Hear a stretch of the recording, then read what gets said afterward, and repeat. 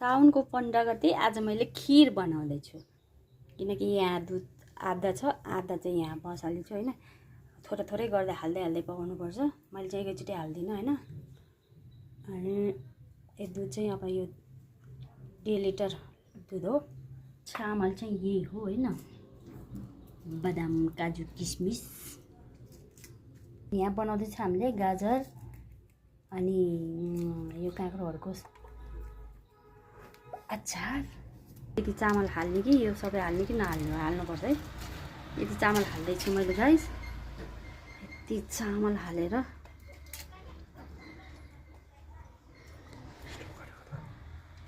चाहिँ हल्का पहिला हालेर पकाएको कि लङ सुकमेल चाहिँ अहिले बास्ना आओस् भनेर यो बदाम र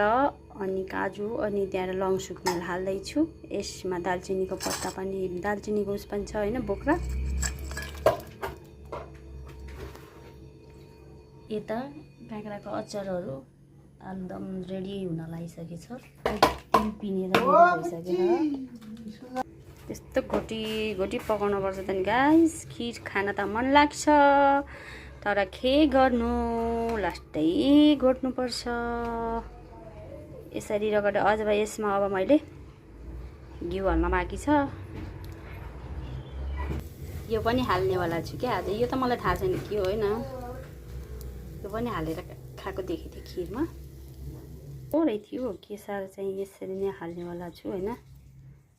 केसर चाहिँ थोरै भएर कलर आउन चाहिँ गाह्रो बन्छ यो कहिले हो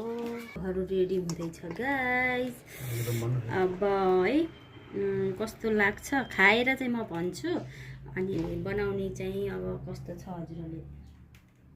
कृपया भनिदिनु होला कस्तो अचारको लागि सबै रेडी अब तेल हालेर झाड्नु मात्रै बाँकी गाइस मैले चिनी हालेको देखाउन सकिनँ है चिनी चाहिँ आफूले कति गुलियो खानुहुन्छ मैले चाहिँ ठिक्का गुलियो खान्छु त्यही भएर मैले हालिसकेँ देखाएन है मेरो खिर चाहिँ यतिको भइछ